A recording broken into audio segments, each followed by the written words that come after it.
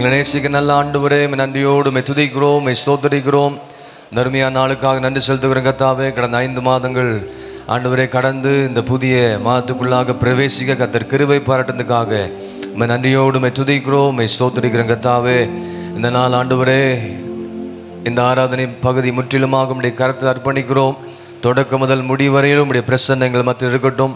பாடுகிற பாடல், துதி, ஆராதனை வேளை, கர்த்தருடைய வார்த்தை, கர்த்தருடைய பந்தி, மற்ற எல்லா காரியங்கள், ஞாயிறு பள்ளி காரியங்கள் எல்லாவற்றையும் கர்த்தர் நீர் பொறுப்படுத்த நடத்தும்படியாக நாங்கள் செபிக்கிறோப்பா. உமக்கு ஸ்தோத்திரம்.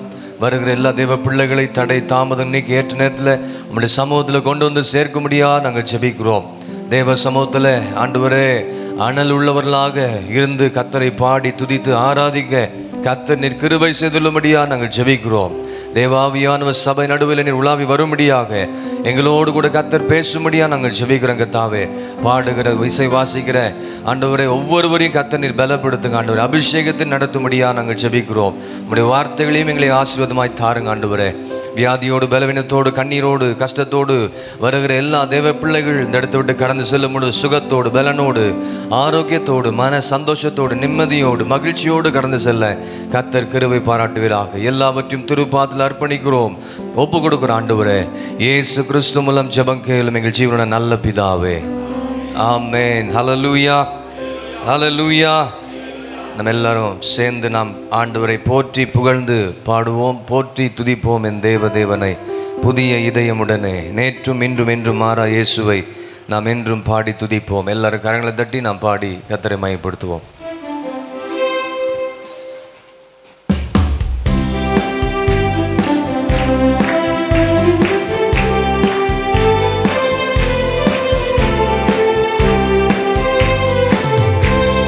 கையில் தட்டி எல்லாரும் சேர்ந்து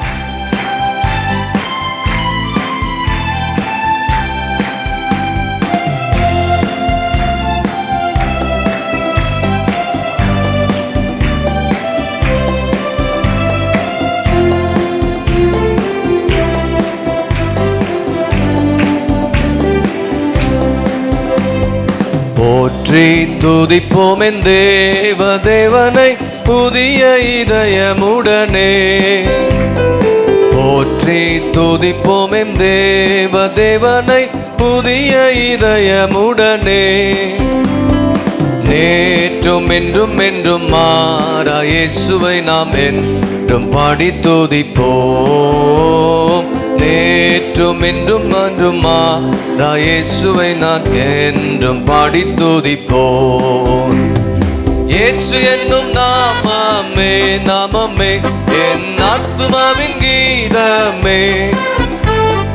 இயேசு என்னும் நாமமே என் ஆத்துமாவின் கீதமே.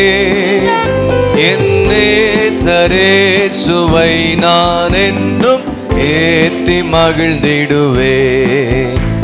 என் நேசரேசுவை நான் என்றும் ஏத்தி மகிழ்ந்திடுவே. ஓர பயங்கரமான புயலில், கொடிய அலையின் மத்தியில், கரங்களை தட்டி எல்லாரும். ஓர பயங்கரமான புயலில், கொடிய அலையின் மத்தியில் காக்கும் கரம் கொண்டு சேர்த்தணைத்த அன்பை என்றும் பாடுவே. காக்கும் கரம் கொண்டு மாவில் சேர்த்தணைத்த அன்பை என்றும் பாடுவே. இயேசு என்னும் நாமமே என் ஆத்துமாவின் கீதமே. நேசரேசுவை நான் என்றும் ஏத்தி மகிழ்ந்திடுவே. என் நேசரேசுவை நான் என்றும் ஏத்தி மகிழ்ந்திடுவே. கரங்களை தட்டி எல்லாரும் சேர்ந்து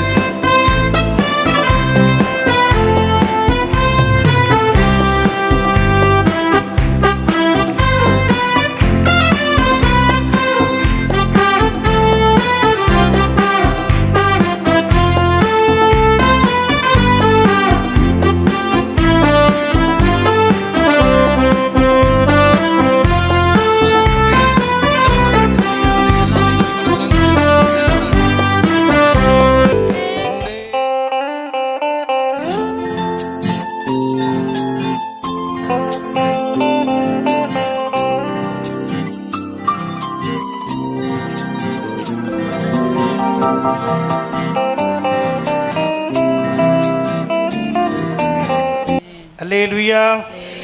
இந்த நாளின் வேத வார்த்தைக்காக நம்ம பிலிப்பியர் நிருபத்தை எடுத்துக்கொள்வோம். பிலிப்பியர் 3வது அதிகாரம் 12 முதல் 14 வசனங்களை நாம் முதலாவது வாசிக்க கேட்போம். பிலிப்பியர் 3ஆம் அதிகாரம் 12 முதல் 14 வரை. நான் அடைந்தாயிற்று அல்லது முற்றிலும் தேறினவன் ஆனேன் என்று எண்ணாமல், கிறிஸ்து இயேசுவினால் நான் எதற்காக பிடிக்கப்பட்டேனோ அதை நான் பிடித்து கொள்ளும்படி ஆசையாய் தொடர்கிறேன். சகோதரரே, அதை பிடித்து கொண்டேன் என்று நான் எண்ணுகிறதில்லை. ஒன்று செய்கிறேன், பின்னானவைகளை மறந்து முன்னானவைகளை நாடி கிறிஸ்து இயேசுவுக்குள் தேவன் அழைத்த பரம அழைப்பின் பந்தய பொருளுக்காக லக்கை நோக்கி தொடருகிறேன். ஹல்லேலூயா. அப்போஸ்தலனாகிய பவுல் பிரஜாதிகளுக்காக பிரித்தெடுக்கப்பட்ட விசேஷித்த ஒரு அப்போஸ்தலன் என்பதை நாம் அறிந்திருக்கிறோம். அவருடைய அழைப்பு, அவருடைய அபிஷேகம், அவருடைய நடத்துதல் எல்லாமே மிக விசேஷித்த ஒன்றாக இருக்கிறது. 12 அப்போஸ்தலரை காட்டிலும் அதிகமாக பாடுகளையும் உபத்திரங்களையும் போராட்டங்களையும் சந்தித்து தேவனுடைய ராஜ்யத்தை பல இடங்களில் ஸ்தாபிக்க சுவிசேஷ பிரயாணங்களை செய்தது மட்டுமல்ல, சபைகளை ஸ்தாபித்து சபைகளை ஸ்திரப்படுத்தி அநேகருக்கு அவர் ஆசீர்வாதமாக இருந்தவர். ஆமேன். அல்லேலூயா. அந்த அப்போஸ்தலனாகிய பவுல் அநேக நிருபங்களை எழுதி உணர்த்தி ஜனங்களை உற்சாகப்படுத்தி தேவனுடைய சபைகளுக்கு அவர் ஒரு மாதிரியாக பிரயோஜனமாக இருந்தார். இன்றைக்கு நாம் வாசிக்க கேட்ட இந்த பகுதியிலும் கூட அவர் சொல்கிறாரு, அதாவது 3ஆம் அதிகாரம் 12ஆம் வசனத்திலிருந்து நாம் படிக்கும்போது, நான் அடைந்தாயிற்று அல்லது முற்றிலும் தேறினவன் நானேன் என்று எண்ணாமல், கிறிஸ்து இயேசுவினால் நான் எதற்காக பிடிக்கப்பட்டேனோ அதை நான் பிடித்து கொள்ளும்படி ஆசையாக தொடருகிறேன். சகோதரரே, சகோதரிகளே, அதை பிடித்து கொண்டு என்று நான் எண்ணுகிறதில்லை. ஒன்று செய்கிறேன், பின்னானவைகளை மறந்து முன்னானவைகளை நாடி கிறிஸ்து இயேசுவுக்குள் தேவன் அழைத்த பரம அழைப்பின் பந்தய பொருளுக்காக லக்கை நோக்கி தொடருகிறேன். ஆமேன். அல்லேலூயா. லக்கை நோக்கி தொடருகிறேன் என்ற ஒரு தலைப்பு. ஆமேன். ஆமாம், நம்ம எல்லாருக்குமே ஒரு லக்கு இருக்கிறது, ஒரு எய்ம் இருக்கிறது. அதை நோக்கி நாம் என்ன செய்யறோன்னா தொடர வேண்டும். தொட்டால் போதாது, அதை தொட்டுவிட தொடர்ந்து நாம் கர்த்தருக்குள்ளே இன்னும் அதிகமாக வளர்ந்து, ஏதோ நாம் வளர்ந்து விட்டோம், ஏதோ அடைந்து விட்டோம் என்று திருப்திப்படாதபடிக்கு தேவனுடைய கிருபையினால் இங்கே அப்போஸ்தலனாகிய பவுல் சொல்வது போல, நான் அந்த லக்கை நோக்கி என்ன செய்கிறேன், ஆசையோடு தொடர்ந்து செல்கிறேன் என்று சொல்லுகிறார். ஆகவே இந்த ஒரு ஜீவியம் நவிட்டால் ஆண்டவருடைய இயேசு கிறிஸ்துவுக்காக தங்களை அர்ப்பணித்த தேவனுடைய பிள்ளைகளுடைய ஜீவியமானது ஓட்ட பந்தயத்திற்கு இல்லையா மாதிரியாக இருக்குது. தொடர் ஓட்டம் கேள்விப்பட்டிருக்கீங்களா? அதுபோல் நாம் தொடர்ந்து அவருடைய சமூகத்தில் ஓடிக்கொண்டே இருக்க வேண்டும், லக்கை நோக்கி தொடர வேண்டும். அந்த லக்கை அடையும் வரைக்கும் நாம் ஒருபோதும் தளர்ந்து போகாமல் இருக்க வேண்டும். ஆகவே தான் ரோமர் 13ஆம் அதிகாரத்தில் முன்னெல்லாம் நான் வாசித்திருக்கிறோம். நான் விசுவாசியில் ஆன போது ரட்சிப்பு சமயமாக இருந்ததை பார்க்கலாம், இப்பொழுது அது எப்படி இருக்கிறது, அதிக சமயமாக இருக்கிறது. வளர வளர இன்னும் தேவ சமூகத்தில் தேவனுடைய ராஜ்யத்துக்கென்று நாம் நெருங்கி கொண்டிருக்கிறோம் என்கிற தரிசனம் நமக்கு வேண்டும். இன்னும் பின்னானவர்களை மறந்து முன்னானவர்களை நாடி லக்கை நோக்கி ஆசையோடு தொடர்ந்து செல்ல வேண்டும். அப்படி என்றால் ரோமர் நிருபத்தில் நாம் வாசிக்கிறோம், எதையெல்லாம் விடணுமோ, எதையெல்லாம் தரித்து கொள்ள வேண்டுமோ, எதெல்லாம் ஆண்டவருக்கு பிரியமான காரியத்தை செய்ய வேண்டுமோ அதை மட்டும் செய்து தேவ சித்தம் செய்து தேவனுடைய ராஜ்யத்துக்கு நாம் செல்லணும். 13ஆம் அதிகாரம் கடைசி வசனம் சொல்கிறது, அதற்காக நீங்கள் என்ன செய்யணும், துர்ச்சைகளுக்கு இடமாக உடலை பேணாமல் இருந்து. உலகம் முழுவதும் பொல்லாங்கனுக்குள் துர்ச்சைகளுக்கு ஈடாக இருக்கிற போது துர்ச்சைகளுக்கு இடமாக உடலை பேணாமல் இருந்து கர்த்தராகிய இயேசு கிறிஸ்துவை தரித்துக் கொள்ளுங்கள். கர்த்தராகிய இயேசு கிறிஸ்துவை நாம் தரித்துக் கொள்ள வேண்டும். ஆமேன். அல்லேலூயா. நாம் தரித்துக் கொண்டால் நிர்வாணிகளாய் காணப்படவே மாட்டோம். கிறிஸ்துவையே நாம் வஸ்திரமாக தரித்து கொண்டு கிறிஸ்துவின் சுபாவத்துக்கு பங்காளிகளாக இருந்து பழையவர்கள் ஒழிந்து போயின, எல்லாம் புதிதாயின என்கிற அந்த சரியான ஒரு ஜீவியத்தோடு கூட ஒவ்வொரு நாளும் நாம் முன்னோக்கி சென்று அந்த லக்கை அடைய வேண்டும். ஆமேன். அல்லேலூயா. லக்கை நோக்கி தொடர்ந்து ஆசையோடு செல்ல நாம் கடமைப்பட்டு இருக்கிறோம். அது மட்டுமல்ல, 1 கொரிந்தியர் 9ஆம் அதிகாரத்தில் ஓட்டப்பந்தயம் என்று சொன்னேனே, அதே போல 9ஆம் அதிகாரம் 24ஆம் வசனம் முதல், பந்தய சாலையில் ஓடுகிறவர்கள் எல்லாரும் ஓடுவார்கள், பந்தய சாலையில் ஓடுகிறவர்கள் எல்லாரும் ஓடுவாங்க, ஆகிலும் ஒருவனே பந்தயத்தை பெறுவான் என்று அறியீர்களா? நீங்கள் பெற்றுக்கொள்ளத்தக்கதாக ஓடுங்கள். என்ன போடணும்? பெற்றுக்கொள்ளத்தக்கதாக ஓட வேண்டும். பந்தயத்திற்கு போராடுகிற யாவரும் எல்லாவற்றிலேயும் இச்சையடக்கமாய் இருப்பார்கள். ரொம்ப கவனம். எல்லாவற்றிலேயும் இச்சையடக்கமுள்ளவர்களாய் இருக்க வேண்டும். அவர்கள் அழிவுள்ள கிரீடத்தை பெறும்படிக்கு, உலக பிரகாரமான ஓட்ட பந்தயத்திலே அழிவுள்ள கிரீடத்தை பெறும்படிக்கு அப்படி செய்கிறார்கள். நாமோ அழிவில்லாத கிரீடத்தை பெறும்படிக்கு, ஆமென், ஹல்லேலூயா, நாமோ அழிவில்லாத கிரீடத்தை பெறும்படிக்கு அப்படி செய்கிறோம். எப்படி செய்கிறோம்? இழிவான பாலியமான பொல்லாத காரியங்களுக்கு இடம் அளிக்காதபடிக்கு நாம் இந்த லக்கை நோக்கி தொடர வேண்டும். தொடர்ந்து படிப்போம். ஆதலால் நான் நிச்சயம் இல்லாதவனாக ஓடேன். அவர் சொல்றாரு, நான் ஒருபோது நிச்சயம் இல்லாதவனாக ஓட மாட்டேன். ஆகாயத்தை அடிக்கிறவனாக சிலம்பம் பண்ணவும் மாட்டேன். மற்றவர்களுக்கு பிரசங்கம் பண்ணுகிற நான் தானே. அவர் தனக்கே சொல்லிக்கிறாரு, மற்றவர்களுக்கு பிரசங்கம் பண்ணுகிற நான் தானே ஆகாதவனாய் போகாதபடிக்கு என் சரீரத்தை ஒடுக்கி கீழ்ப்படுத்துகிறேன் என்று பவுல் சொல்கிறாரே. அதே போலதான் ஒவ்வொரு தேவனுடைய பிள்ளைகளும் மற்றவர்களுக்கு பிரசங்கம் பண்ணுகிற ஊழியர்கள் மட்டுமல்ல, மற்றவர்களுக்கு பிரயோஜனமாக இருக்க எப்போது நம்மை ஆயத்தப்படுத்திக் கொள்ள வேண்டும். அல்லேலூயா. ஆகவே இந்த ஓட்ட பந்தயத்தில் நாம் ஓடும்போது இச்சையடக்கமுள்ளவர்களாக எல்லாவற்றிலும் ஓட வேண்டும். அழிவுள்ள கிரீடத்தை பெறும்படிக்கு இந்த உலக மனுஷரெல்லாம் எவ்வளவு பிரயாசப்படுறாங்க, எவ்வளவு பயிற்சி எடுக்கிறார்கள். அப்படி என்றால் ஆவிக்குரிய அழியாத வாடாத மகிமையான கிரீடத்தை நாம் பெற்றுக்கொள்ள வேண்டும் என்றால் நம்ம எவ்வளோ பிரயாசம் எடுக்க வேண்டும். அந்த லக்கை நோக்கி எப்படி செய்யணுமா? அழுது கொண்டு அல்ல, ஆசையாய் தொடர்கிறோம். எத்தனை பேர் இந்த ஜீவியத்தில் இப்பொழுது இருக்கிற நிலைமையில் சந்தோஷமாக கடந்து போய் கொண்டிருக்கிறீர்கள்? ஏன் தான் இந்த ஊழியத்துக்கு வந்தேனோ, ஏன் தான் இந்த சபைக்கு வந்தேனோ, ஏன் தான் இந்த சுவிசேஷத்தை ஏற்றுக்கொண்டோனோ என்று யாருக்காயிலும் கலக்கம் இருந்தால் உங்கள் லக்கை நீங்கள் அடையவே முடியாது. ஆமென், அல்லேலூயா. லக்கை நோக்கி எப்படி செய்யணுமா? ஆசையோடு நாம் தொடர்ந்து செல்ல வேண்டும். இதுதான் ஓட்டத்தினுடைய காரியமாக இருக்கிறது. ஏனென்றால் பிசாசு ஆனவன் எவனை விழுங்கலாம் என்று வகுதேடி சுற்றி திரிகிறான். 2 கொரிந்தியர் நாம் வாசிக்கிறோம் 11ஆம் அதிகாரம் 3வது வசனத்தில், ஆதியிலே இருந்த பிதாக்களை ஆதாம் ஏவாளை வஞ்சித்த அந்த பிசாசு சர்ப்பமானது தன்னுடைய தன் தந்திரத்தினாலே ஏவாளை வஞ்சித்தது போல உங்கள் மனது கிறிஸ்துவை பற்றிய உண்மை நின்று விலகும்படி கெடுக்கப்படுமோ என்று பயந்திருக்கிறேன். அல்லேலூயா.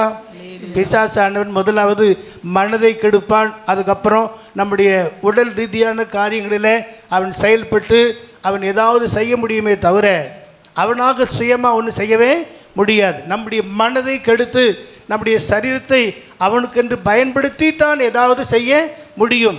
ஆகவே நம்முடைய மனதையும் நம்முடைய சரீரத்தையும் ஆண்டவருக்கு முழுமையாக ஒப்பு கொடுக்கும்போது அந்த பிசாசின் தந்திரங்களை மேற்கொள்ள முடியும். ஏனென்றால் பிசாசானவன் தன் தந்திரத்தினாலே ஏவாளை வஞ்சித்தது போல உங்கள் மனதும் கிறிஸ்துவை பற்றிய உண்மையினின்று விலகி கெடுக்கப்படுமோ என்று பவுல் பயந்திருக்கிறார். அதே போல தான் நாங்களும் உங்களை பற்றி பயந்திருக்கிறோம். இன்னும் நீங்கள் லவோதிக்கேய சபை போல இருக்கக்கூடாது, எப்போதும் அனலாக இருக்க வேண்டும் என்று சொல்லி. அல்லேலூயா. பிரியமானவர்களே, நாம் பிசாசின் தந்திரங்களை அறியாதவர்கள் அல்ல, தெரியாதவர்கள் அல்ல. வாசிக்கலாமா?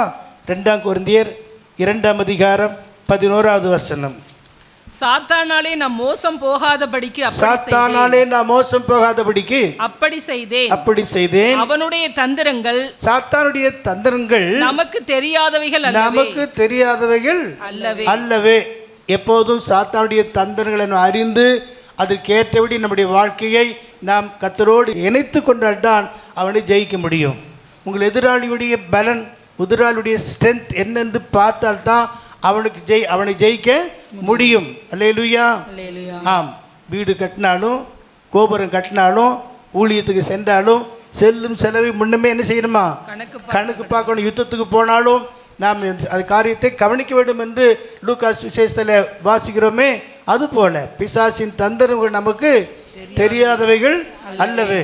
ஏனென்றால் பிசாசானவன் எவனை விழுங்கலாம் என்று வகை தேடி சுற்றி வருகிறான். 1 பேதுரு 5ஆம் அதிகாரம் 8ஆம் வசனத்தினை வாசிக்கும் போது, தெளிந்த புத்தியுள்ளவர்களாய் இருங்கள், தெளிந்த புத்தியுள்ளவர்களாய் இருங்கள், விழித்திருங்கள், விழித்திருங்கள், ஏனெனில் உங்கள் எதிராளியாகிய பிசாசானவன், எதிராளியாகிய பிசாசானவன் கெர்ச்சிக்கிற சிங்கம் போல் எவனை விழுங்கலாமோ என்று வகை தேடி சுற்றி திரிகிறான். அல்லேலூயா. அதை நாங்கள் முன்னமே சொன்னோம். நாம் விசுவாசியில் ஆன போது ரட்சிப்பு நமக்கு சமயமாய் என்பதை பார்க்கலாம். இப்பொழுது அதிக சமயமாய் இருக்கிறது. ரட்சிக்கப்பட்ட தேவனுடைய பிள்ளையுடைய வாழ்க்கையில் பிசாசிலிருந்து விடுதலை பெற்றுக்கொண்டாலும் திரும்ப திரும்ப பிசாசு என்ன செய்வான்? பார்த்து கொண்டே இருப்பான். எப்படி நாம் ஆண்டவருக்காக தொடர்ந்து செல்கிறோமோ அதே போல பிசாசு நம்மை தொடர்ந்து பார்த்து கொண்டே இருப்பான். உண்மைதானா? ஆண்டவராக இயேசு கிறிஸ்துவினுடைய 40 நாள் உபவாசம் முடிந்த அந்த நாட்களில் பிசாசு அவர் என்ன செய்தான்? சோதனை பண்ணினான் என்று நமக்கு தெரியும். மத்தேயு சுவிசேஷம் 4ஆம் அதிகாரத்தில் அந்த சோதனை நேரம் முடிந்த பிற்பாடு பிசாசு ஆண்டவராக இயேசு கிறிஸ்து விட்டு விலகி போய்விட்டான். அல்லேலூயா. அதோடு விட்டானா? என்ன நடந்தது? கொஞ்ச காலத்துக்கு பிற்பாடு உலகத்தின் அதிபதியாகிய பிசாசு ஆண்டவர் இயேசுவை நோக்கி வருகிறான். அப்ப ஆண்டவர் இயேசு என்ன சொல்றாரு? இதோ உலகத்தின் அதிபதி வருகிறான், அவனுக்கு என்னிடத்துல ஒன்றுமில்லை. அப்படி என்றால் இயேசுவையே சுற்றி வந்து ஏதாவது குற்றத்தை கண்டுபிடிக்கலாமா என்று வந்த அந்த பிசாசு நம்மையும் சுற்றி வரமாட்டானே என்ன? ஆமேன். அல்லேலூயா. ஆகவேதான் நம்முடைய வாழ்க்கையில நம்முடைய மனதையும் நம்முடைய இருதயத்தையும் நம்முடைய சரீரத்தையும் ஆண்டவருக்கு முழுமையாக ஒப்பு கொடுத்து இருப்போம் என்றால் சத்துரு நம்மை ஒருபோதும் என்ன செய்ய மாட்டான். ஒருபோதும் ஒரு தீங்கு செய்யறதுக்கு அவனாலே முடியாது. ஆமேன். இஸ்ரவேல் ஜனங்கள் செங்கடலை கடக்கும்போது அதோட பிரச்சனை முடிந்ததா? இல்லை. பார்வோனும் நம்முடைய சேனைகளும் அவர்களை தொடர்ந்து வரும்போது அப்போ ஜனங்கள் எல்லாரும் ரொம்ப பயந்தாங்க. என்றாலும் கர்த்தர் சொன்னார், நீ சும்மா இருங்க, நான் உங்களுக்காக யுத்தம் பண்ணுவேன்னு சொன்னார். அதே அந்த செங்கடலிலேயே பார்வோனும் அவருடைய சேனைகளும் ரதங்களும் குதிரைகளும் குதிரை வீரர்களும் அமிழ்ந்து போனார்கள். ஆமேன். தொடர்ந்து வருகிற சத்துருவை அவர் அமிழ்ந்து போக பண்ணினது போல நம்மை தொடர்கிற சாத்தானுடைய தந்திரங்களை நாம் மேற்கொள்வதற்கு அவர் நமக்கு பலன் கொடுப்பார். தந்திரங்களை அறியாத அல்லவே தெரியாத அல்லவே நாம் அறிந்து புத்தியுள்ளலாக விழிப்புள்ளாக எச்சரிக்கை உள்ளலாக நாம் காணப்பட வேண்டும். ஆமேன். அல்லேலூயா. இயேசுவானுடைய ஊழியத்தின் நாட்களில் ஒரு இடத்திலிருந்து ஒரு இடத்துல பிசாசை துரத்தி அந்த பிசாசை அவனை விட்டு விலகி போயிட்டு அப்புறம் கொஞ்சம் காலத்துக்கு பிற்பாடு அந்த பிசாசு என்ன செய்தது? அவன் எப்படி இருக்கிறான் என்று திரும்ப பார்க்க வந்ததா இல்லைங்களா? வந்தது. வரும்போது என்னத்தை பார்த்தது? அந்த வீடு ஜோடிக்கப்பட்டு வெறுமையாக இருந்தது நிமித்தமாக நமக்காகத்தான் ஆயத்தமாக இருக்குன்னு சொல்லி இன்னும் 7 பிசாசுகளை கொண்டு வந்து அங்கே குடியிருந்ததாக நாம் பார்க்கிறோம். ஆகவே இந்த 7 பிசாசுக்கு நாம் இடம் கூடாதபடி. ஆமேன். அல்லேலூயா. எதை நாம் நம்முடைய வாழ்க்கையில முக்கியப்படுத்தணுமோ முதன்மைப்படுத்த வேண்டுமோ அதை நாம் முக்கியப்படுத்தி நம்முடைய ஓட்டத்தை ஜெயத்தோடு ஓடி முடிப்பதற்கு ஆசையோடு தொடர்ந்து செல்வதற்கு கர்த்தருடைய கரத்திலே நாம் ஒப்பு கொடுக்க கடமைப்பட்டு இருக்கிறோம். அல்லேலூயா. ஏனென்றால் ஆதியாகமம் 4ஆம் அதிகாரத்தில் நீ வாசித்து பார்ப்பீர்கள் என்றால் 7ஆம் வசனம், பாவம் தொடர்கிறது, பாவம் வாசல் படியிலே படுத்திருக்கிறது. நீ நன்மை செய்தால் மேன்மை இல்லையோ? நன்மை செய்தால் உனக்கு மேன்மை இல்லையோ? நீ நன்மை செய்யாதிருந்தால் பாவம் வாசற்படியில் படுத்திருக்கும். நன்மை செய்யாதிருந்தால் பாவம் எங்க படுத்திருக்கும்? வெளியே போக விடாது, வாசல் படியிலேயே படுத்திருக்கிறது. ஆகவே கவனம் கவனம் கவனம். நம்முடைய வாழ்க்கையில நம்முடைய ரட்சிப்பு நிறைவேற பிரயாசப்படணும். நம்முடைய ரட்சிப்புக்காக நாம் போராடி நாம் எப்போதும் எல்லாவற்றிலும் ஆண்டவருக்கு முன்பாக நம்மை ஒப்பு கொடுக்க கடமைப்பட்டு இருக்கிறோம். பிசாசானவன் எவனை விழுங்கலாம் என்று இப்படி பார்த்து கொண்டிருக்கிறான். பாவம் எங்கே படுத்திருக்குதான்? வாசல் படியிலேயே ஸ்டெப் படுக்கும்போதே இருக்கு. ஆகவே அது விரோதமாக கிரியை செய்யாதபடிக்கு நம்மை ஆண்டவருடைய கரத்தில் ஒப்பு கொடுக்க கடமைப்பட்டு இருக்கிறோம். இதுவும் ஒரு சுத்திகரிப்பு கூட்டத்தினுடைய தேவ செய்தியாகத்தான் இருக்கிறது. ஆமேன். அல்லேலூயா. பாருங்கள், பாவம் ஒரு கயிறு. நீதிமொழியில் 5ஆம் அதிகாரம் 22ஆம் வசனத்தை பார்த்தீங்கன்னா பாவம் ஒரு கயிறு என்று சொல்லப்பட்டிருக்கிறார். துன்மார்க்கனை அவனுடைய அக்கிரமங்களே பிடித்து கொள்ளும். துன்மார்க்கனை அவனுடைய அக்கிரமங்களே அவனை பிடித்து கொள்ளும். தன் பாவ கயிறுகளால் கட்டப்படுவான். பாவ கயிற்றினாலே கட்டப்படுவான். இன்றைக்கு அநேகர் இந்த விதமான கட்டுகளில் கட்டப்பட்டிருக்கிறீர்களா? பாவம் உங்களை கட்டி வைத்திருக்கிறதா? ஏதாவது சில காரியங்களில் நீங்கள் கட்டப்பட்டலாம் இருக்கிறீர்களா? ஃபாதர் பாடுறது போல, கட்டப்பட்ட மனிதர் எல்லாம் கட்டவிழ்க்கப்பட வேண்டும், காயப்பட்ட மனிதர் எல்லாம் கல்வாரி வர வேண்டும், கர்த்தர் உம்மை காண வேண்டும். ஆமென். ஆமென். எப்படிப்பட்ட நிலைமையில் இருக்கீங்கன்னு உங்களுக்கு தான் தெரியும். ஆண்டுடைய சமூகத்தில் ஏதாவது ஒரு பாவ கயிறு உங்களை கட்டி வைத்திருக்கும் என்றால், பாவம் வாசல் படியில் படுத்திருக்கும். நாம் ஜாக்கிரதையாய் காணப்பட வேண்டியது அவசியமாக இருக்கிறது. அதே வேளையில் அன்பும் கூட கயிறு என்று தானே சொல்லப்பட்டிருக்கிறது இல்லையா? ஓசியா புஸ்தகம் 11ஆம் அதிகாரம் 4வது வசனத்தை வாசிக்கும் போது, மனுஷரை கட்டி இழுக்கிற அன்பின் கயிறுகளால், மனுஷரை கட்டி இழுக்கிற அன்பின் கயிறுகளால் நான் அவர்களை இழுத்தேன். நம்மை அப்படித்தான் இழுத்து கொண்டு வந்து வச்சிருக்கிறார். மனுஷரை கட்டி இழுக்கிற அன்பின் கயிறுகளால் கட்டி இழுத்து கொண்டு வந்து வச்சிருக்கிறார். அன்றைக்கு சவுலையும் அப்படி தான் கட்டி கொண்டு வந்தார். யாரெல்லாம் அவன் துன்பப்படுத்தி கட்டி இழுத்து கொண்டு எருசலேமிலே போய் துன்பப்படுத்துவதற்காக சவுல் பிரயாசப்பட்டானோ, அவனை கிறிஸ்துவின் அன்பு என்ன செய்தது? அந்த அன்பின் கயிறு அவனை கட்டி கொண்டு வந்தது நிமித்தமாகத்தான் அவர் சொல்றாரு, கிறிஸ்து இயேசுவின் அன்பை விட்டு என்னை பிரிக்க முடியாது. ஹல்லேலூயா. கயிறு இங்கே அன்பின் கயிறு என்று சொல்லப்பட்டிருக்கிற அந்த அன்பின் கயிறுகளால் நாம் கட்டப்பட வேண்டுமே ஒழிய பாவ கயிறினால் கட்டப்படுவதற்கு இடம் கொடுக்கவே கூடாது. சிம்சோன் பாவம் செய்த போது இல்லையா, அவனுடைய வாழ்க்கையில் கயிறுகளால் கட்டப்பட்டிருந்தாலும் கடைசியாக அவன் தன்னுடைய தண்டனையை பெற்றுக்கொண்டதை நாம் பார்க்கிறோம். அல்லேலூயா. ஆகவே கட்டு என்று சொல்லுகிற இந்த பகுதியில் தெய்வீகமான அன்பின் கயிறுகளால் கட்டப்பட வேண்டும் ஒழிய பாவ கயிறினால் கட்டப்பட கூடாது. இன்றைக்கு நம்முடைய வாழ்க்கையில் எந்த கயிறால் கட்டப்பட்டிருக்கிறோம் என்பதை குறித்து கவனித்து நாம் கட்டவிழ்க்கப்பட வேண்டும். பாவ கயிற்றிலிருந்து கட்டவிழ்க்கப்பட்டு அன்பின் கயிறுகளால் கட்டப்பட்டு அந்த தெய்வீகமான அன்புக்குள்ளே நாம் காணப்பட வேண்டும். கொலோசியர் நிருபத்தில் நாம் வாசிக்கிறோம் 3ஆம் அதிகாரம், இவை எல்லாவற்றின் மேலும் பூரண சற்குணத்தின் கட்டாகிய அன்பை தரித்துக் கொள்ளுங்கள். அல்லேலூயா.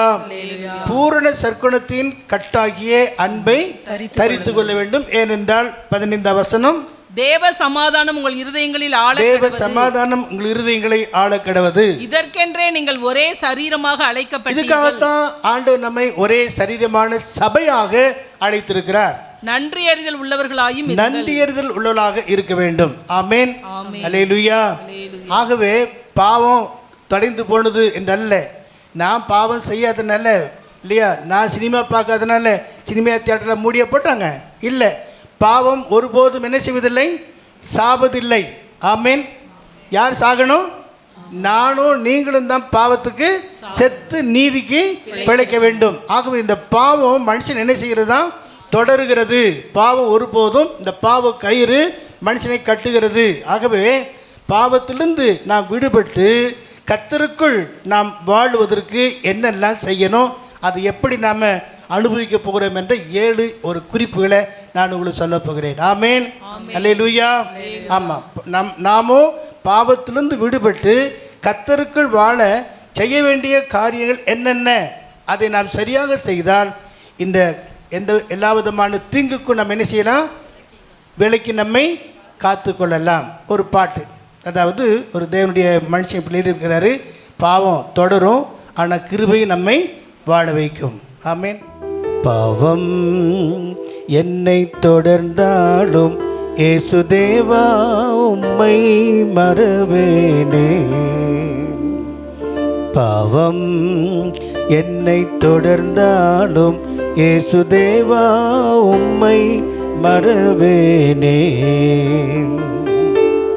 செய்பாவம் நினைத்து நான் அழுகின்றேன், அதை செய்யாமல் இருந்திட பலனும் இல்லை. செய்பாவம் நினைத்து நான் அழுகின்றேன், அதை செய்யாமல் இருந்திட பலனும் இல்லை. மெய்யாகவும் துணை வேண்டுமையா,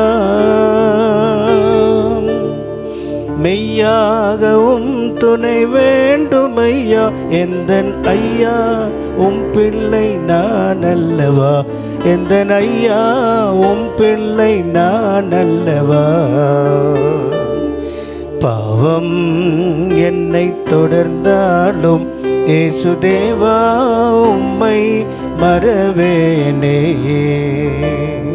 உள்ளத்தில் நல்லெண்ணம் பல உண்டு, ஆனால் வெள்ளத்தில் அடிபட்டு செல்லுகிறேன்.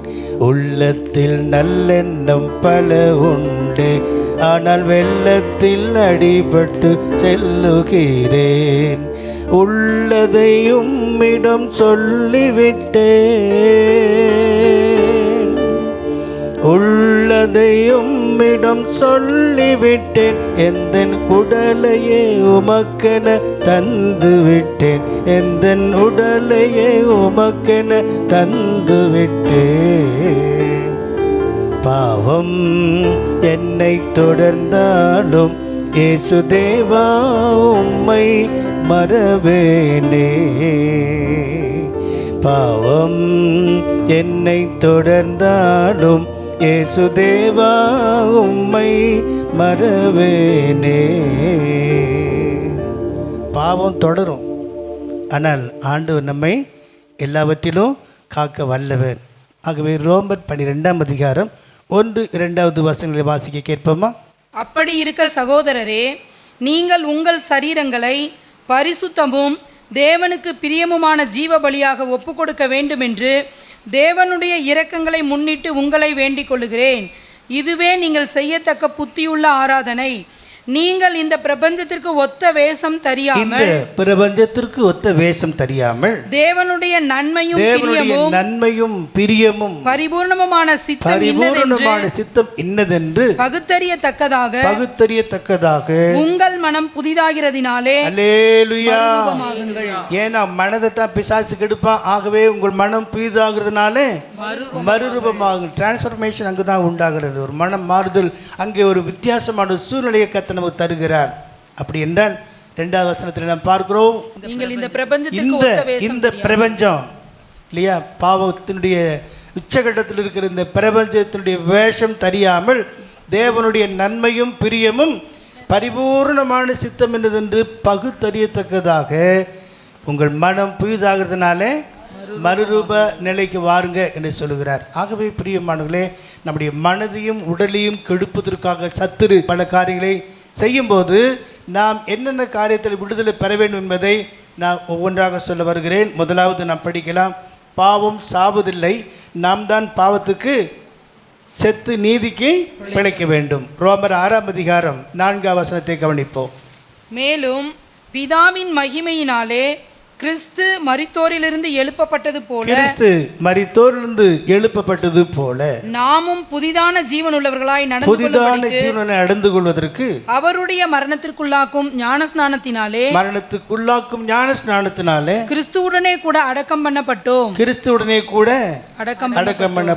அல்லேலூயா. ஆமா, பாவம் சாவதில்லை, ஆனால் நானும் நீங்களும் தான் பாவத்துக்கு சாகணும். அல்லேலூயா. பாவத்துக்கு செத்துத்தான் நீதிக்கு பிழைக்க முடியும். இரண்டையும் ஒரே மாதிரி ஒரே நேரத்தில் முடியாது. இதையும் செய்யணும், அதையும் விடாதிருக்க வேண்டும் என்றால் அதுக்கு நம்ம தேவனுடைய சபையோ ஊழியமோ அவசியம் இல்லையே. ஒன்று விசுவாசியாக இருக்கணும், இல்லைன்னா அவிசுவாசியாக இருக்கணும், இல்லையா? அல்லேலூயா. ஆமாம், டேஞ்சரஸ். ரெண்டும் அப்படியே இருக்கக்கூடாது. அவனுடைய பிள்ளைகளாகிய நான் நம்முடைய வாழ்க்கையில் பாவத்துக்கு செத்து நீதிக்கு பிழைக்கணும்.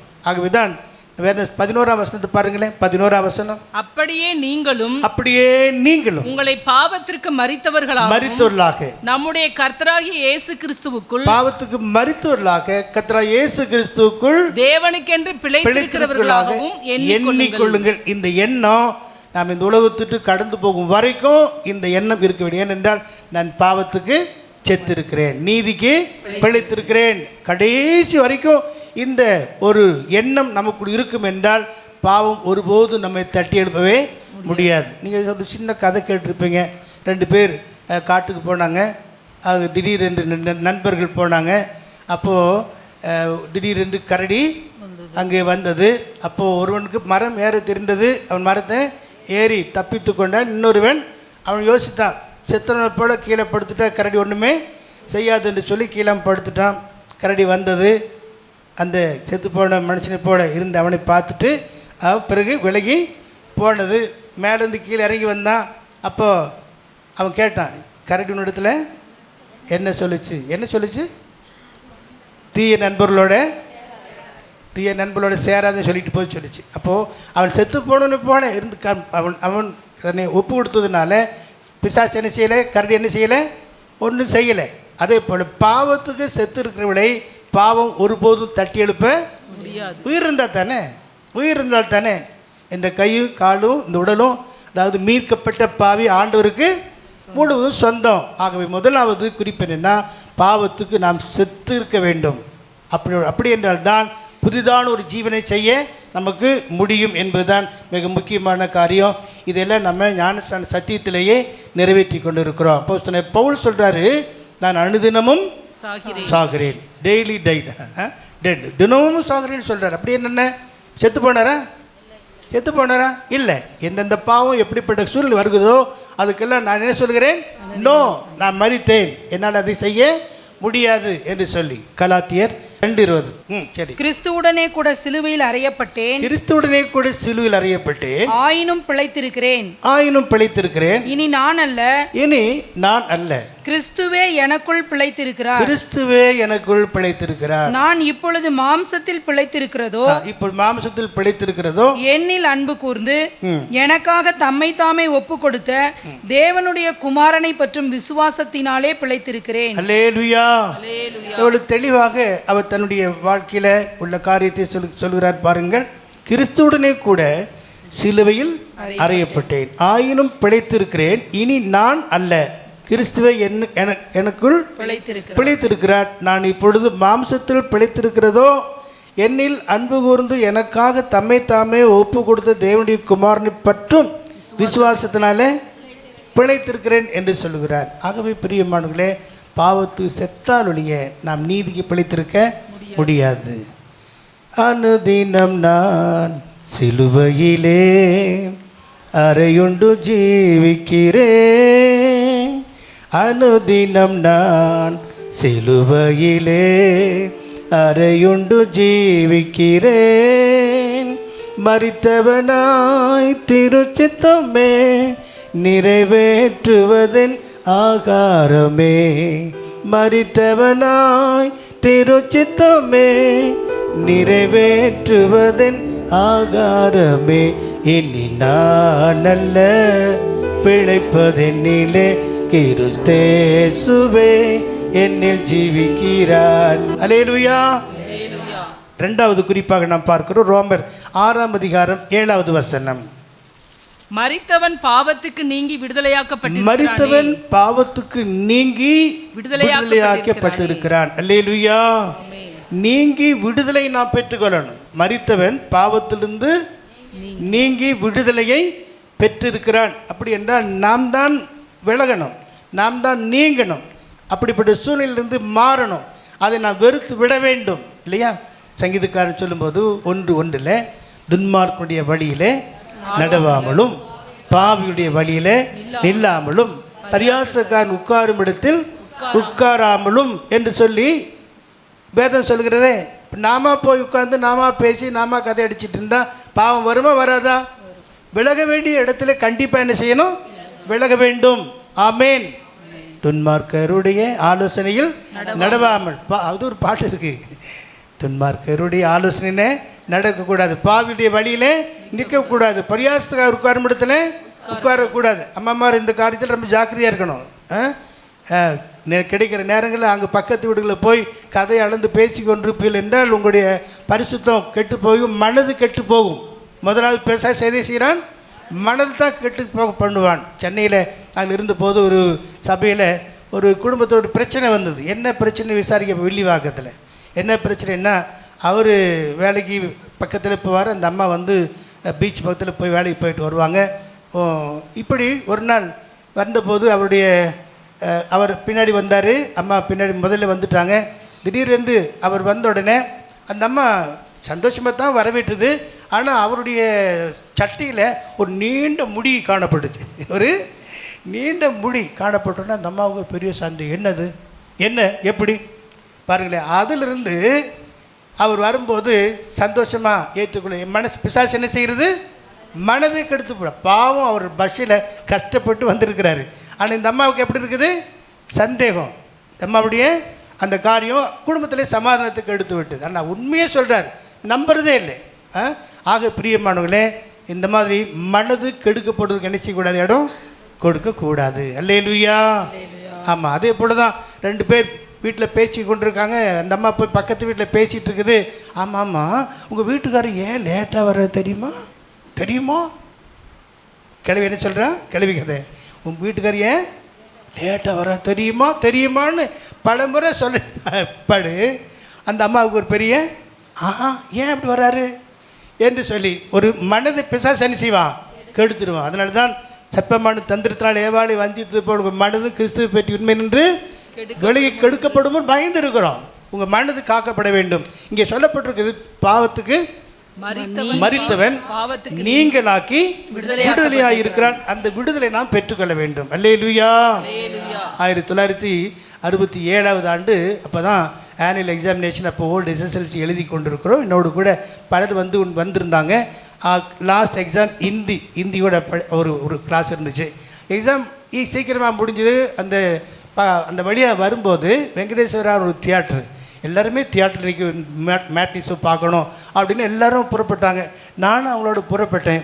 ஆனால் என் மனசில் எப்படியா இங்கிருந்து தப்பி ஓட வேண்டும் என்று நினைத்து அவர் எல்லாருக்கும் டிக்கெட் வாங்கி கவுண்டரில் கொடுத்துட்டு ஒரே ஓட்டம் அங்கேருந்து 3 கிலோமீட்டர் வீட்டுக்கு ஓடி போய் சேர்ந்துட்டேன். ஆமேன், அல்லேலூயா.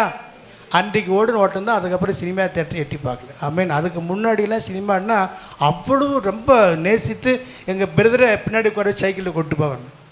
முதல்ல டிக்கெட் வாங்கணும், சும்மா பின்னாடியெல்லாம் டிக்கெட் இல்லை. ஆனால் அன்றைக்கு ஓடணும் ஓட்டம். பாவத்துக்கு வழி என்ன செய்யணும், ஓட வேண்டும். ஆகவே பாவத்துக்கு மரித்தவன் அதில் நீங்களாக்கி விடுதலையாக இருக்கிறான் என்று சொல்லப்பட்டிருக்கிறது. அல்லேலூயா. அது நாம் தான் செய்யணும், நாம் தான் விலகணும், நாம் தான் விலக வேண்டும். 3வது ரோமர் 8ஆம் அதிகாரம் 13வது வசனம். மாம்சத்தின்படி பிழைத்தால் சாவீர்கள், மாம்சத்தின்படி பிழைத்தால் சாவீர்கள், ஆவியினாலே சரீரத்தின் செய்கைகளை அழித்தால் ஆவியினாலே சரீரத்தின் செய்கைகளை என்ன செய்யணும், அழிக்க வேண்டும். நம்மால் அழிக்க முடியாது. என்னில் வல்லமே பலனும் ஒன்றுமில்லை. நம்ம பலன் இல்லை இல்லையா, பலத்தினாலும் அல்ல பராக்கிரமத்தினாலும் அல்ல. எதனால் கூடும், ஆவியினால் தான் கூடும். ஆகவே தான் இங்கே என்ன சொல்லப்பட்டிருக்கிறது, மாம்சத்தின்படி பிழைத்தால் சாவீர்கள், ஆவியினாலே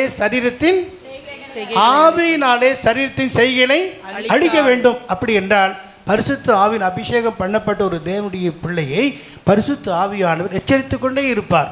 ஒருவேளை வழி தவறி போகும்போதும் கூட பின்னாடி உள்ள சத்தம் என்ன கேட்கிறது, வழி இதுவே என்று சொல்லி. அதுபோல ஆவியை பெற்றுக்கொண்ட பரிசுத்த ஆவியை பெற்றுக்கொண்ட தேவனுடைய பிள்ளைங்க எப்போதும் ஆவியானவருக்கு கீழ்ப்படிந்திருக்கும் போது சரீரத்தின் செய்கைகளை என்ன செய்யலாம், அழிக்கலாம், விட்டு விடலாம், நீங்கி விடலாம், பாதுகாத்து கொள்ளலாம். ஆமேன். அதுக்காகத்தான் நான் பரிசுத்தாவை பெற்றுக்கொண்டு சொல்கிறோம். நமக்கு பலன் இல்லை, நமக்கு போதுமான கிருபை இல்லை. ஆனால் பரிசுத்தாவை பெற்றுக்கொண்டால் ஆவியானவர் வரும்போது சகல சத்தியத்துக்குள் நடத்துகிறது ஒரு பக்கம், அதே வேளையில் பாவத்தை குறித்தும் நீதியை குறித்தும் நியாய தீர்ப்பு குறித்தும் கண்டித்து உணர்த்துவார். அல்லேலூயா. ஆகவே நீங்கள் பரிசுத்தாவை பெற்றுக்கொள்ளணும். நீங்கள் அநேக பெற்றுக்கொண்டீங்களோ இல்லையா, தேவனுடைய ஆவியானவங்களோடு பேசும்போது ஊழியர் மூலமாக எச்சரிப்பை கொடுக்கும்போது உங்கள் சரீரங்களை என்ன செய்யணும், பத்திரமா காத்துக்கொள்ள கடமைப்பட்டு இருக்கிறோம். ஆமேன்.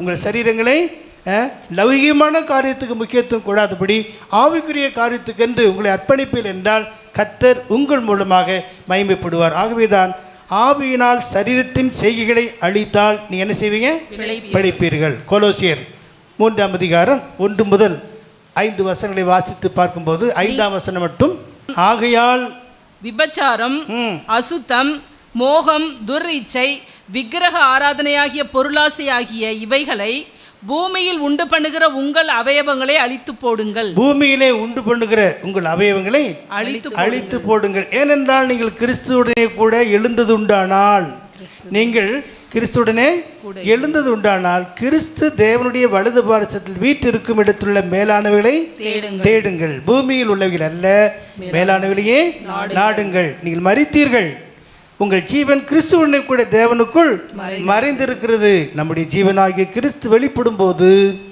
நீங்களும் அவரோடு கூட மகிமையிலே வெளிப்படுவீர்கள். ஆகவே நாம் செய்ய வேண்டிய காரியம் என்னவென்றால், இப்படிப்பட்ட பொல்லாத பாவங்களை உண்டு பண்ணுகிற, பூமியில் உண்டு பண்ணுகிற உங்கள் அவயவங்களை அழித்து போடுங்கள். இது எதனால் முடியும் என்றால், தேவனுடைய ஆவியினால் தான், அபிஷேகத்தினால் தான் இது நமக்கு உண்டாகும். ரோமர் 8ஆம் அதிகாரம் 1ஆம் வசனத்தை வாசிப்பீர்கள் என்றால், ஆவியின்படியே நடக்கிறதுக்கு ஆக்கினி தீர்ப்பு இல்லை. 1 ஆனபடியால் கிறிஸ்து இயேசுவுக்குட்பட்டவர்களாயிருந்து மாம்சத்தின்படி நடவாமல் ஆவியின்படியே நடக்கிறவர்களுக்கு, ஆவியின்படியே ஆவியானவர் கீழ்ப்படிந்து நடப்போம் என்றால் நமக்கு ஆக்கினி தீர்ப்பு இல்லை. ஹல்லேலூயா. அதாவது பொதுவான நியாய தீர்ப்பு நமக்கு கிடையாது, தெரியுமா? ஆவிக்குரிய பிள்ளைங்க பரிசுத்தமாக்கப்பட்டவங்களுக்கு பொதுவான நியாய தீர்ப்பு கிடையாது. சிலருக்கு சத்தியம் தெரியாமல் வெளிப்படுத்தல் 21ஆம் அதிகாரம் 11ஆம் வசனத்திலிருந்து உயிர்த்தெழுதலை பற்றி சொல்லுவாங்க. அது நமக்கு அல்ல, அது பாவிகளுக்கும் நீதிமான்களுக்கும் உள்ள ஒரு அனுபவம். அது 6-7வது உயிர்த்தெழுதல் சம்பந்தமான காரியம். இதெல்லாம் வித்தியாசமாக இருக்கிறது. அதனால்தான் இப்பொழுதே நமக்கு நியாய தீர்ப்பு நடந்துட்டு இருக்கு. தேவனுடைய வீட்டில் நியாய தீர்ப்பு துவங்கும் காலம். நம்மை நாமே நிதானித்து அறிந்தால் நியாயம் தீர்க்கப்பட மாட்டோம். ஆகவேதான் சுத்திகரிப்பு கூட்டங்களெல்லாம் நம்ம சத்தம் போட்டு சொல்லிக்கொண்டே இருக்கிறோம். வாருங்கள், அமருங்கள், காத்திருங்கள், உங்களை சுத்திகரித்துக் கொள்ளுங்கள், சரிப்படுத்திக் கொள்ளுங்கள், சீர்படுங்கள் என்று ஏன் சொல்கிறோம் என்றால், நமக்கு நியாய தீர்ப்பு இல்லை. ரோமர் 8ஆம் அதிகாரம் 1 சொல்லப்பட்டிருக்கிறபடி அந்தபடியே கிறிஸ்து இயேசுவுக்குட்பட்டவர்களாயிருந்து மாம்சத்தின்படி நடவாமல் ஆவியின்படியே நடக்கிறவர்களுக்கு, பரிசுத்த ஆவியின்படியே நடக்கிறவர்களுக்கு ஆக்கினி தீர்ப்பு இல்லை. அல்லேலூயா. ஆகவே ஆவியினால் சரீரத்தின் செய்கைகளை அழிக்க கர்த்தர் நமக்கு அபிஷேகத்தை தந்திருக்கிறார். அதை பயன்படுத்த வேண்டும்.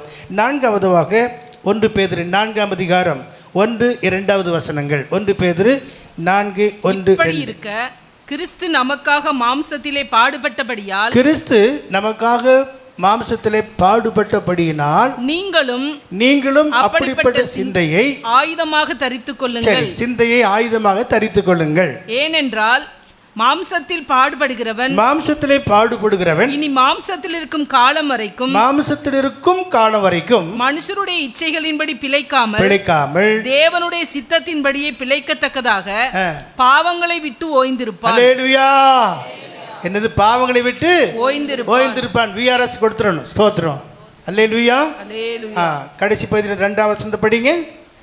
மனுஷருடைய இச்சைகளின்படி பிழைக்காமல் தேவனுடைய சித்தத்தின்படியே பிழைக்கத்தக்கதாக பாவங்களை விட்டு ஓய்ந்திருப்பான். இதுக்கு அடிப்படை என்னன்னா, கிறிஸ்து இயேசுவில் உள்ள சிந்தை. அது என்ன சிந்தை?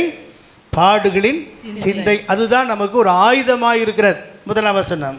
இப்படி இருக்க, கிறிஸ்து நமக்காக மாம்சத்திலே பாடுபட்டபடியால் நீங்களும் அப்படிப்பட்ட சிந்தையை ஆயுதமாக தரித்துக் கொள்ளுங்கள். அல்லேலூயா. ஆகவேதான் எப்படிப்பட்ட பாடுகள் வந்தாலும் அவைகள் மத்தியில் கிறிஸ்துவை நாம் முன்வைத்து ஓடும்போது அதெல்லாம் நமக்கு பெரிய பாடாவே இருக்காது. பிலிப்பியர் 2ஆம் அதிகாரம் 5வது வசனத்தை பார்த்தீங்கன்னா, கிறிஸ்து இயேசுவின் சிந்தை உங்களில் இருக்க கடவுள். படி. கிறிஸ்து இயேசுவில் இருந்த சிந்தையே உங்களிலும் இருக்க கடவது. அல்லேலூயா. கிறிஸ்து இயேசுடைய சிந்தை என்னவென்றால் பாடுகளின் சிந்தை. அதை நாம் ஆயுதமாக தரித்து கொள்ளும் போது நமக்கு என்ன கிடைக்கிறது? பாவத்திலிருந்து ஓய்வு, இல்லையா? ரெஸ்ட் கிடைக்கிறது. ஆமேன். நாம் தான் அந்த ரெஸ்ட்டை அனுபவிக்க வேண்டும், இளைப்பாறுதலை அனுபவிக்க வேண்டும், இல்லையா? பிரியமானவர்களே, அடுத்த இன்னொரு பகுதியை நான் இக்காலத்து பாடுகள் வரப்போகிற மகிமைக்கு ஒப்பிடத்தக்கவர்கள் அல்ல. 5வது குறிப்பாக, அப்படிப்பட்ட பாவங்களுக்கு நாம் என்ன செய்யக்கூடாது? உடன்படக்கூடாது. ஆமேன். உடன்படுதல் என்பது ரொம்ப கஷ்டம். பார்த்தீங்களா? 18ஆம் அதிகாரம் வெளிப்படுத்தல் 18:4. பின்பு வேறொரு சத்தம் வானத்திலிருந்து உண்டாக கேட்டேன். அது என் ஜனங்களே, நீங்கள் அவளுடைய பாவங்களுக்கு உடன்படாமலும் அவளுக்கு நேரிடும் வாதைகளில் அகப்படாமலும் இருக்கும்படிக்கு அவளை விட்டு வெளியே வாருங்கள். அல்லேலூயா. யார் அவள்? 1-2 வசனத்தை பாருங்களேன். 2 வசனம். விழுந்தது மகாபாபிலோன் விழுந்தது. அது பேய்களுடைய குடியிருப்பும் சகலவித அசுத்த ஆவிகளுடைய காவல் வீடும் அசுத்தமும் அருவருப்பும் உள்ள சகலவித பறவைகளுடைய கூடுமாயிற்று. ஐயோ, எப்படி இருக்கிறது? சகலவிதமான பாவங்களுக்கு உட்பட்ட பல காரியங்கள். அது என்னது? பாபிலோன், மகா பாபிலோன் விழுந்தது என்று சொல்லி நாம் பார்க்கிறோம். அவளுடைய பாவங்களுக்கு நாம் நினைச்ச கூடாதான், உடன்படக்கூடாது, அவளை விட்டு விலக வேண்டும். எங்கு பார்த்தாலும் இந்த நாட்களில் பாலியல் சீண்டல்கள், பல காரியங்கள். பேப்பர் எடுத்தால் முழுவதுமே அப்படி தான் இருக்குது. இந்த இடத்துல தான் என்று சொல்லலை, இந்த தமிழ்நாடு முழு நிறைய இடங்கள் அப்படி காணப்படும். காரணம் என்ன? அந்த விழுந்து போன ஆவிகள் என்ன செய்கிறது? மனுஷரை ஆட்டி படைக்கிறது. பிள்ளைங்களா? அவங்களுடைய தலை வெட்டு பார்த்தா பிள்ளைங்க மாதிரி இருக்குது. அதனால தான் ஸ்கூலில் கூட இப்போ டீச்சர்ஸ்க்கு சொல்லி கொடுத்துருக்காங்க, பிள்ளைங்களுக்கு சரியாக கிராப்பெல்லாம் வெட்டணும் என்று சொன்னாங்களா இல்லைங்க? எச்சரிப்பு பேப்பர்லாம் போட்டிருக்குறாங்க. ஏன்? அந்த ஆவி அவங்களுக்கு மூலம் என்ன செய்கிறது? கிரியை செய்கிறது. சகோதரிகள், பிள்ளைங்கள் உங்களும் அப்படி தான். இந்த உலக பிரகாரமான காரியங்களுக்கு முக்கியத்துவம் கொடுப்பில்லை என்றால் அந்த விழுந்து போன நாகரிகமாகிய பாபிலோனிய நாகரிகம், ரீகம், பிசாசுடைய காரியங்களுக்கு உடன்பட வேண்டி வந்துவிடும். அதனால தானே ஃபேஸ்புக்கில் அப்படியே சாட் பண்ணுறாங்க. அப்புறம் இன்ஸ்டாகிராமா, அதே நமக்கு தெரியல. இன்ஸ்டாகிராம் என்னெல்லாம் நமக்கு ஒன்றுமே தெரியல. நல்லது, கர்த்தர் கிருபையாக அப்படி எங்களை வச்சிருக்கிறாரு. ஒரு மெசேஜ் கூட அனுப்ப தெரியல. பரவாயில்ல. பிரியமானவர்களே, இந்த மாதிரி பாவத்துக்கு உடன்படுதல் என்பது கூடாது. அதனால் நண்பர்களுக்காக நீங்கள் கையடித்து கொண்டு போகாதீங்க. உங்கள் காரியங்களில் கவனமாக இருங்க. இது பாபிலோனின் நாகரிகத்துக்கு 4ஆம் வசனம் திரும்ப படித்து சரி பாருங்க. பின்பு வேறொரு சத்தம் வானத்திலிருந்து உண்டாக கேட்டேன். அது, என் ஜனங்களே, நீங்கள் அவளுடைய பாவங்களுக்கு பாவங்களுக்கு, மகா பாபிலோன் என்று சொல்லக்கூடிய அந்த நாகரிகமான பாவங்களுக்கு உடன்படாமலும் அவளுக்கு நேரிடும் வாதைகளில் அகப்படாமல் இருக்கும்படிக்கு அவளை விட்டு வெளியே வரணும். அல்லேலூயா. அதுக்கு என்ன செய்யக்கூடாது? உடன்பட கூடாது. அன்றைக்கு பார்வோனுடைய அந்த வீட்டில் நடந்த காரியம் என்னன்னா, தினம் யார் பேசுகிறாங்க? போத்திபாருடைய மனைவி யோசேப்பிடத்தில் ஒரு நாள் 2 நாள் அல்ல, வேதம் எத்தனை நாள்னு தெரியல, ஆனால் தினம் அவள் பேசினான். ஆனாலும் யோசேப்பு அதுக்கு உடன்படவே இல்லை. 39:9 வசனம். இந்த வீட்டிலே என்னிலும் பெரியவன் இல்லை, நீ அவருடைய மனைவியா இருக்கிறபடியால் உன்னை தவிர வேறொன்றையும் அவர் எனக்கு விலக்கி வைக்கவில்லை. இப்படி இருக்க நான் இத்தனை பெரிய பொல்லாங்குக்கு உடன்பட்டு தேவனுக்கு விரோதமாய் பாவம் செய்வது எப்படி என்றான். எப்படி? 10ஆம் வசனம். அவள் நித்தம் யோசேப்புடனே இப்படி பேசிக்கொண்டு நித்தம் யோசேப்புடனே இப்படி பேசிக்கொண்டு வாலிப பிள்ளைங்களே, பிசாசான நித்தம் போராடிட்டே இருப்பான். நித்தத்தை கவனிச்சு கொண்டே இருப்பான். நித்தம் இப்படி பேசிக்கொண்டு வந்தும் அவன் அவளுடனே சயனிக்கவும் பேசிக்கொண்டு வந்தும் அவன் என்ன செய்யவில்லை? உடன்படவில்லை, சம்மதிக்கவில்லை. அல்லேலூயா. பாவத்தினுடைய காரியத்திற்கு, பிசாசுடைய காரியத்துக்கு நாம் என்ன செய்யக்கூடாது? உடன்படக்கூடாது, சம்பந்தப்படக்கூடாது. அந்த இடத்தை விட்டு விலகி போக வேண்டும். அல்லேலூயா. ஆமாம், குடும்பங்களானாலும் சரி, சபையிலானாலும் சரி, வாலிப தங்கச்சிமார் என்ன செய்யணும்?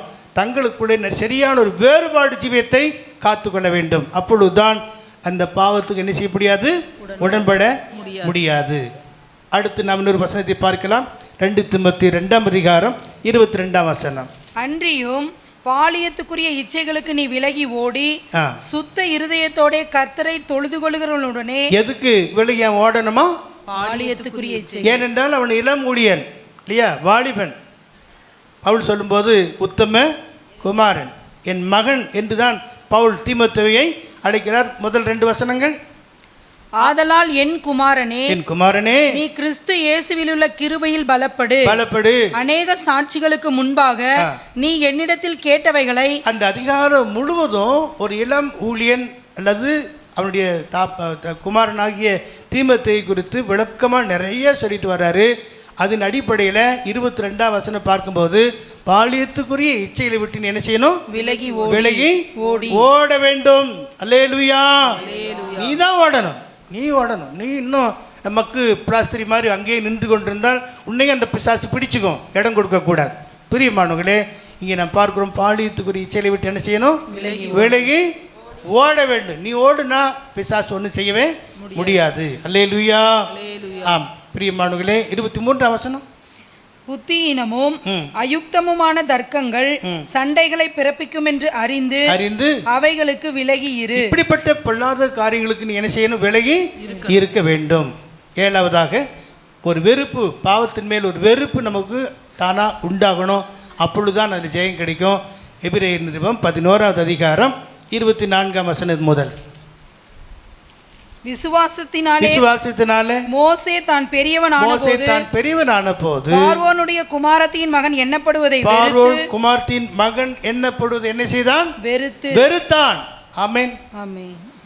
அதை நீங்க தொடர்ந்து 27 வசனம் படிச்சு பார்த்தீங்கன்னா, அவன் வெறுக்க வேண்டியதை வெறுத்தான், விட வேண்டியதை விட்டான், எதை தெரிந்து கொள்ள வேண்டும் அதை தெரிந்து கொண்டான். யூத் ஜெனரேஷனாக இருக்கு நீங்கள் எல்லாரும் வாலிபர்களே, இந்த பகுதியை நன்றாக படிச்சுக்கொள்ளணும். அவன் விசுவாசத்தில் பெரியவன் ஆன போது, வாலிப பிள்ளைகளுக்கு நாங்கள் குறிக்கப்பட்ட நாட்களில் சொல்லித்தான் கொடுக்குறோம். அதே போல் சகோதரி நீங்களும் மோசையினுடைய வாழ்க்கையில் அவன் விசுவாசத்திலே அவன் பெரியவன் ஆன போது என்று சொல்வது, இந்த டீன் ஏஜ் ரொம்ப முக்கியம். ஒரு இப்படி தான் சொல்லுவார், 13 to 19 இந்த டீன் ஏஜில் ஒரு வாலிப சகோதரனோ வாலிப சகோதரியோ எப்படி இருக்கிறாங்களோ அதை பொறுத்து தான் அவனுடைய பின் வாழ்க்கை அப்படியே இருக்கும். இல்லையா? அறையில் ஆடினா தான் அம்பலத்தில் ஆடுவாங்கிறது போல் இந்த டீன் ஏஜில் சரியாக கற்றுக்கொள்ள வேண்டியதை கற்றுக்கொண்டு விட வேண்டியதை விட்டுட்டு வெறுக்க வேண்டியதை வெறுத்து எதை தெரிந்து கொள்ள வேண்டுமோ அதை தெரிந்து கொண்டு ஃபியூச்சர் பற்றியெல்லாம் அங்கே இருக்கு. படிங்களேன் 25ஆம் வசனம். அனித்தியமான பாவ சந்தோஷங்களை அனுபவிப்பதை பார்க்கிறோம். தேவனுடைய ஜனங்களோட துன்பத்தை அனுபவிப்பதையே தெரிந்து கொண்டு. எல்லா வாலிபருமா வந்து வேலை செய்கிறாங்க. சிலருக்கு துன்பம், தேவனுடைய சபையில் இருக்கிற வேலை செய்கிற குறுக்க கெடுக்கிற துரும்பு கூட எடுக்க மாட்டாங்க. அப்படி இருக்காங்க சில வாலிபர்கள். சில அம்மாமார் அப்படி தான், பிள்ளைங்களும் அப்படி தான் இருக்கிறாங்க. ஆண்டவருக்காக தேவ ஜனங்களோட சேர்ந்து என்ன செய்யணுமா? துன்பத்தை அனுபவிப்பதை. ஏடி சார் இருக்கிறார். ஏடி சார்னா அவர் ஒரு நல்ல பொசிஷனில் இருக்கிறாரு, வேலூரில் வேலை செய்கிறாரு. சமையல்னா அவர் தான் நிற்கிறார். நாங்கள் தான் ஜெபம் பண்ணி முதலாவது தொடங்குகிறோம். அல்லேலூயா. அதோடு மற்றவங்களாம் வந்து சேர்றாங்க. இப்படி எந்த ஒரு காரியமானாலும் கர்த்தருடைய பிள்ளைகள் முக்கியத்துவம் கொடுக்க வேண்டும். வாலிபனே, நீ கவனித்து கொள்ளுங்க. அனித்தியமான பாவ சந்தோஷங்களை அனுபவிப்பதை பார்க்கிறோம். தேவனுடைய ஜனங்களோட சேர்ந்து துன்பத்தை அனுபவிப்பதை தெரிந்து கொண்டு இனி வரும் பலன் மேல் நோக்கமாக ஃபியூச்சர் பாருங்க. இனி வரும் பலன் மேல் நோக்கமாக இருந்து எகிப்தில் உள்ள பொக்கிஷங்களிலும் கிறிஸ்துவின் நிமித்தம் வரும் நிந்தை அதிக பாக்கியம் என்று எண்ணினான். விசுவாசத்தினாலே அவன் அதரிசனமானவர் தரிசனம் உண்டாகுது பாருங்க. தரிசனமானவர் தரிசிக்கிறது போல உறுதியாய் இருந்து அல்லேலூயா இவ்விதமாக இந்த மோசேயை கர்த்தர் விசேஷித்ததாக தெரிந்து கொண்டதை நாம் பார்க்கிறோம். வாலிப தம்பியை தங்கச்சியை நீங்கள் கவனிக்க வேண்டிய இந்த காரியங்களில் என்ன செய்யணுமா? வெறுக்க வேண்டியதை வெறுக்க வேண்டும். பாவத்தை வெறுக்கணும். அது மேல் ஒரு வெறுப்பு நமக்கு உண்டாகணும். அப்பொழுது தான் அங்கேருந்து விலக முடியும். ஆகவே எனக்கு இங்கே 7வது குறிப்பு என்னென்னா, பாவத்தின் மேல் உள்ள வெறுப்பு நமக்கு மிகவும் அவசியம். இப்படிப்பட்ட இந்த 7 குறிப்புகள் நமக்கு கொடுக்கப்பட்டிருக்கிறது. முதலாவது, நாம் பாவத்துக்கு மரிக்க வேண்டும். ஆமென். பாவத்துக்கு சாகணும். அப்பொழுதுதான் பாவம் நம்மை தட்டி எழுப்ப முடியாது. 2வது, பாவத்துக்கு நீங்களாகி விடுதலையை பெற்றுக்கொள்ள வேண்டும். 3வது, ஆவியினால் மாமிசத்தின் கிரியைகளை அழிக்க நாம் கடமைப்பட்டிருக்கிறோம். அபிஷேகத்தினால் அந்த அனுபவத்தை பெற்றுக்கொள்ள வேண்டும். 4வதாக, பாவத்திலிருந்து ஓய்வை நாம் பெற்றுக்கொள்ள வேண்டும். பேதுருவில நாம் வாசித்தோம். 5வது, பாவத்துக்கு என்ன செய்யாது? உடன்படக்கூடாது. 6வது, விலகி ஓடணும். 7வது, பாவத்தின் மேல் ஒரு வெறுப்பு உண்டாகும். அப்பொழுதுதான் இந்த ஓட்டத்தில் லக்கை நோக்கி ஆசையோடு நாம் தொடர்ந்து செல்ல முடியும். ஆமேன், அல்லேலூயா. இந்த அடிப்படையில் அப்போஸ்தலர் பவுல் சொல்வார், நான் ஏதோ அடைந்தாயிற்றேன், முற்றிலும் தேர்வு நானேன் என்று சொல்லவில்லை.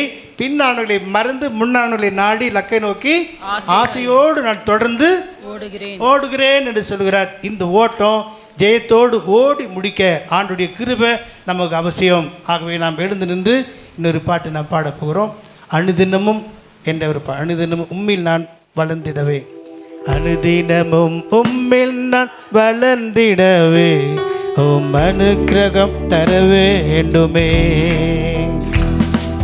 என்னால் ஒன்றும் கூடாதையா, எல்லாம் உம்மால் கூடும். என்னால் ஒன்றும் கூடாதையா, எல்லாம் உம்மால் கூடும். அனுதினமும் உம்மில் நான் வளர்ந்திடவே உம் அனுக்கிரகம் தர வேண்டுமே. அனுதினமும் உம்மில் நான் வளர்ந்திடவே உம் அனுக்கிரகம் தர வேண்டுமே.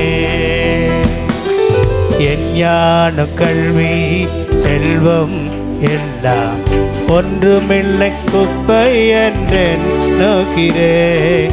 என் ஞானம் கல்வி செல்வம் எல்லாம் ஒன்றுமில்லை குப்பை என்று நோக்கிறேன். என் நீதி நியாயங்கள் அழுக்கான கந்தை என்றே உணர்ந்தேன் என் இயேசுவே. அனுதினமும் உம்மில் நான் வளர்ந்திட உம் அனுக்கிரகம் தர வேண்டுமே. அனுதினமும் உம்மில் நான் வளர்ந்திடவே உம் அனுக்கிரகம் தர வேண்டுமே.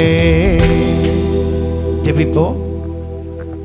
நேசிக்கிற கிருபையுள்ள நல்ல பிதாவே, இந்த நல்ல அருமையான வேலைக்காக நன்றி செலுத்துகிறோம். ஆரம்பத்திலிருந்து இந்த நேரம் வரையிலும் பரிசுத்த ஆவியானவர் எங்களோடு கூட இடைப்பட்ட உம்முடைய அன்பை நினைத்து நன்றியோடு உம்மை நாங்கள் துதிக்கிறோம்.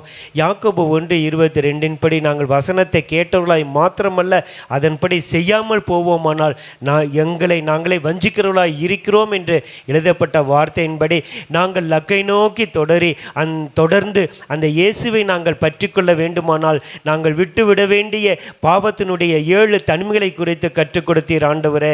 அழகாய் அந்த காரியங்களை இருதயத்தில் எழுதி இந்த நிமிஷத்திலிருந்து அதை நாங்கள் ஃபாலோ பண்ண கர்த்தர் எங்களுக்கு உதவி செய்யும்படியாய் உங்கள் சிந்தையிலே வாழ்ந்து உம்மை தரிசிக்க கர்த்தர் உதவி செய்யுங்க.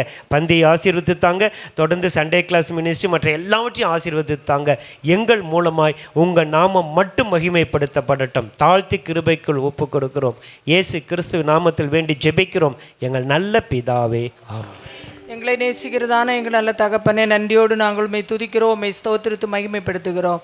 கர்த்தாவே, எங்களுக்கு ஒரு புதிய மாதத்தின் தந்தீர் ஆண்டவரே. இந்த புதிய மாதத்துக்குள்ளாக ஆண்டவரே நீர் எங்களுக்கு ஒரு பந்தியை ஆயத்தப்படுத்தி சென்றீர். அந்த பந்தியை இந்த பூமியில் ஆசரிக்கவும் இந்த நாளை கர்த்தர் எங்களுக்கு ஆயத்தப்படுத்தினபடி நான் நம்ம ஸ்தோத்திரிக்கிறோம். உம்முடைய சரீரத்துக்கும் உம்முடைய ரத்தத்துக்கும் எங்களை பங்குள்ளவர்களாக நீர் மாற்றியிருக்கிறீரே, அதற்காக நன்றி ஆண்டவரே. மை ஸ்தோத்ரா.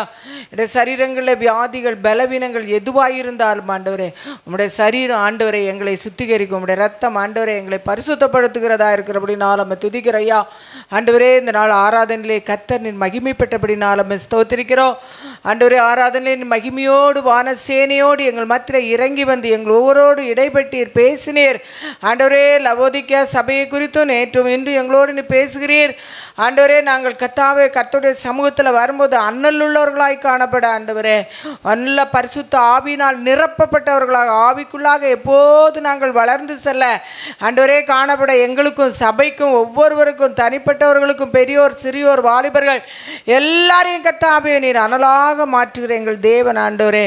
கர்த்தாவே எப்போதும் கர்த்தருக்குள்ள மனமகிழ்ச்சியாய் சந்தோஷமாய் இருக்க உதவி செய்வீராக.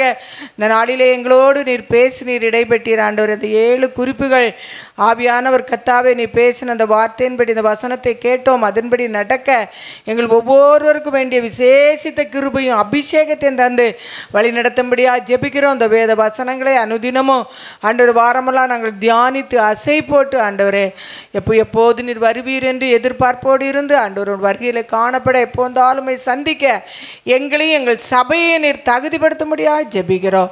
ஆராதனையில் கலந்து கொண்ட எல்லா தேவ மக்களையும் நீர் ஆசீர்வதியும். சண்டே கிளாஸ் ஊழியங்களெல்லாம் பொறுப்படும் ஆண்டவரே. ஒவ்வொரு பிள்ளைகளையும் கத்தா வந்த வண்ணமாக போகாதபடி நிறைவான ஆசீர்வாதத்தோடு சமாதானத்தோடு சந்தோஷத்தோடு திரும்பி போக கத்தர் உதவி செய்கிறாங்க. தாழ்த்தி முடி திருப்பாதப்பட்ட ஒப்பு கொடுக்கிறோம். மீதியான காரியங்களை பொறுப்படும் இயேசுவின் நாமத்தில் கேட்கிறோம் பிதாவே, ஆமென். இந்த அப்பத்தை புசித்து இந்த பாத்திரத்திலே பானம் பண்ணுகிறவருக்கு உயிர்த்தெழுதலில் பங்கை கத்தை தந்திருக்கிறார். அல்லேலூயா சொல்லுங்க. என் ஆத்துமாவே கர்த்தரை ஸ்தோத்திரி, என் முழுலுமே என் பரிசுத்த நாமத்தை ஸ்தோத்திரி. என் ஆத்துமாவே கர்த்தரை ஸ்தோத்திரி, அவர் செய்த சகல உபகாரங்களையும் மறவாதே. ஆமேன். நம்முடைய கர்த்தராகிய இயேசு கிறிஸ்துவின் கிருபையும் பிதாவாகிய தேவனுடைய அன்பும் பரிசுத்தாவின் ஐக்கியமும் இன்றும் என்றும் சதா காலங்களிலும் நம் அனைவரோடும் கூட நம்முடைய ஆண்டவராகிய இயேசு கிறிஸ்துவின் வருகை மட்டும் இருப்பதாக. ஆமேன். அல்லேலூயா, அல்லேலூயா, அல்லேலூயா. கர்த்தரை ஆசீர்வதிப்பாராக.